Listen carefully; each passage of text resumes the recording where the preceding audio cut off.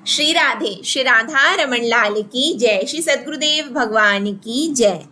स्वाध्याय के सत्र में हम श्रीमद् भागवत महापुराण का पंचम अध्याय देख रहे हैं, महात्म का, जिसके अंतर्गत हमने भाग 1, भाग 2 और भाग 3 इट मीन्स हमने इसको अलग अलग पार्ट्स में करके हम इसका स्वाध्याय कर रहे हैं। तो चलिए आज के स्वाध्याय के इस सत्र को हम प्रारंभ करते हैं।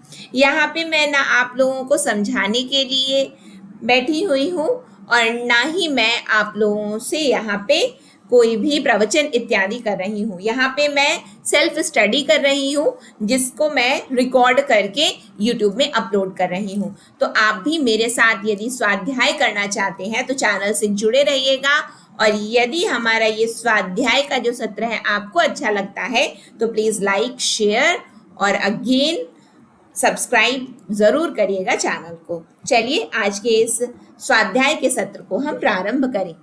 सप्ताह श्रवणाल्लोके प्राप्यते निकटे हरि, अतो दोष निवृत्त्यर्थ मेत्तदेव, अतो दोष निवृत्त्यर्थम एतद्वेव हि साधनम्। बुद्बुदा इव तो येषु मशका इव जंतुषु जायन्ते मरणायैव कथा श्रवणवर्जिता जडस्य शुष्कवंशस्य यत्र ग्रन्थि विभेदनं चित्रं किमु तदा चित्त ग्रन्थि भेदा कथाश्रवात् भेद्यते हृदय ग्रन्थेश छेन्दते सर्व संशया क्षीयन्ते चास्य कर्माणि सप्ताह श्रवणे कृते संसार कर्द मालेपा प्रक्षालन पटीयसी कथा तीर्थे स्थिते चित्ते मुक्तिरेव बुधे स्मृता एवं ब्रुवती वै तस्मिन् विमान मा गमत्तदा वैकुण्ठवासिभिर्युक्तं प्रस्फुरद्दीप्तिमण्डलं सर्वेषां पश्यतां भेजे विमानं धुन्दलीसुतः विमाने वैष्णवान्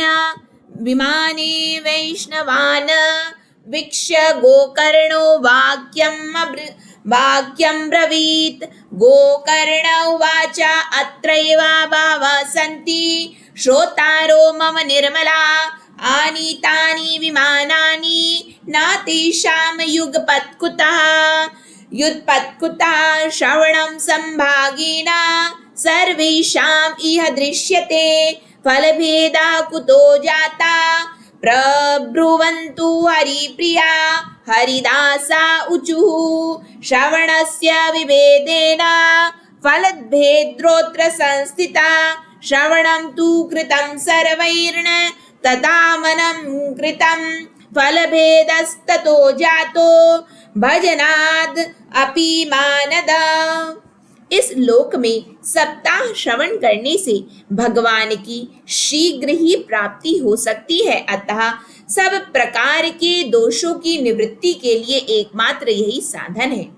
जो लोग भागवत की कथा से वंचित हैं वे तो जल में बुदबुदे और जीवों में मच्छरों के समान केवल मरने के लिए ही पैदा होते हैं। भला जिसके प्रभाव से जड़ और सूखे हुए बांस की गांठें फट सकती है, उस भागवत कथा का श्रवण करने से चित्त की गांठों का खुल जाना कौन बड़ी बात है।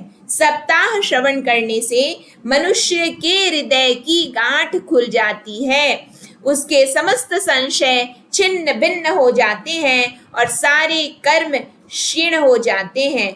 यह भागवत कथा रूप तीर्थ संसार के कीचड़ को धोने में बड़ा पटु है। विद्वानों का कथन है कि जब यह हृदय में स्थित हो जाता है तब मनुष्य की मुक्ति निश्चित ही समझनी चाहिए। जिस समय धुंधकारी ये सब बातें कह रहा था, जिसके लिए वैकुंठवासी पार्षदों के सहित एक विमान उतरा, उससे सब ओर मंडलाकार प्रकाश फैल रहा था। सब लोगों के सामने ही धुंधकारी उस विमान पर चढ़ गया। तब उस विमान पर आए हुए पार्षदों को देखकर उनसे गोकर्ण ने यह बात कही। गोकर्ण ने पूछा, भगवान के प्रिय पार्षदों, यहाँ हमारी अनेकों शुद्ध हृदय श्रोतागण है, उन सब के लिए आप लोग एक साथ बहुत से विमान क्यों नहीं लाए? हम देखते हैं कि यहाँ सभी ने समान रूप से कथा सुनी है, फिर फल में इस प्रकार भेद क्यों? यह बताइए। भगवान के सेवकों ने कहा, हे मानद, इस फल भेद का कारण इनके श्रवण का भेद ही है। यह ठीक है कि श्रवण तो सबने समान रूप से ही किया, किंतु इसके जैसा मनन नहीं किया। इसी से एक साथ भजन करने पर भी उसके फल में भेद रहा। यहाँ देखिए कितनी अच्छी बात बताई गई है कि हम प्रायः श्रवण जरूर करते हैं, लेकिन उस श्रवण के बाद हम क्या नहीं करते?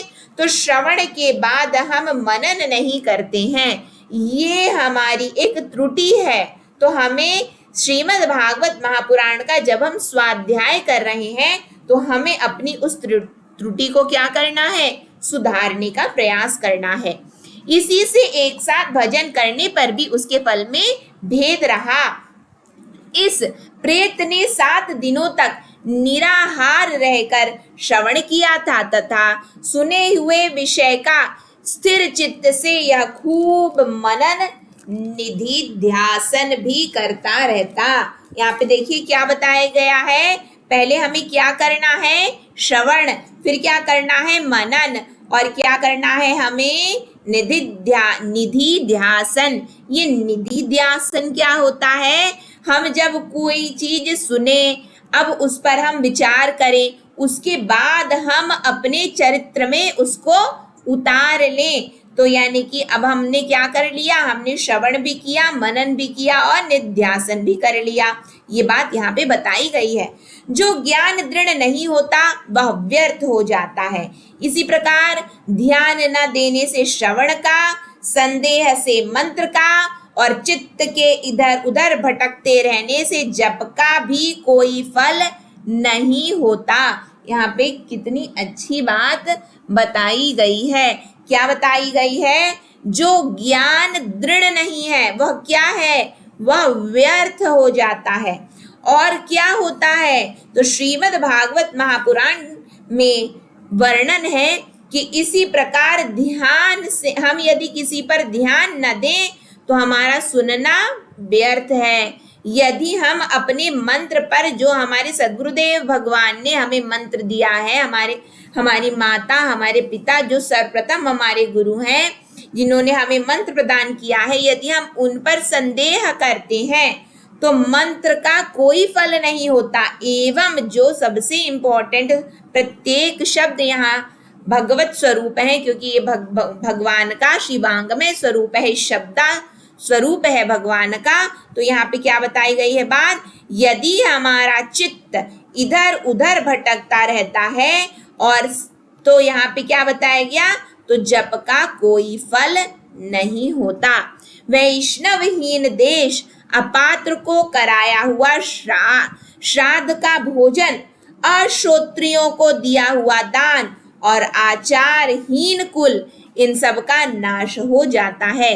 वैष्णवहीन बताई गई है बात। अपात्र को कराया हुआ श्राद्ध का भोजन, अश्रोत्रियों को दिया गया दान और आचारहीन कुल, इन सब का नाश हो जाता है। गुरु वचनों में विश्वास, दीनता का भाव, मन के दोषों पर विजय और कथा में चित्त की एकाग्रता इत्यादि नियमों का यदि पालन किया जाए तो श्रवण का यथार्थ फल मिलता है। यदि ये श्रोता फिर से श्रीमद् भागवत की कथा सुने तो निश्चय ही सबको वैकुंठ की प्राप्ति होगी। और गोकर्ण जी आपको तो भगवान स्वयं आकर गोलोक धाम में ले जाएंगे। यूं कहकर वे सब पार्षद हरि कीर्तन करते वैकुंठ लोक को चले गए। अब यहाँ पे वैकुंठ लोक में अब वो चले गए हैं, तो इसके आगे का जो हमारा पोर्शन है उसको हम अपने अगले स्वाध्याय के सत्र में करेंगे। तो आप सभी के पावन श्री चरणों में दंडवत प्रणाम। जो कुछ भी त्रुटियां हुई हैं, क्योंकि यहाँ पे स्वाध्याय के अंतर्गत हम क्या कर रहे हैं, हम संस्कृत में जो यहाँ पे श्लोक दिए गए हैं उनको हम पढ़ने का प्रयास कर रहे हैं। तो संस्कृत के उच्चारण के अंतर्गत, श्लोकों के उच्चारण के अंतर्गत यदि जो भी त्रुटियां हुई हैं तो उसके लिए मैं क्षमा प्रार्थी हूँ। तो आज के सत्र को हम यहीं पे विराम करते हैं। श्री राधा रमन लाल की जय, श्री सद्गुरुदेव भगवान की जय। श्री राधे।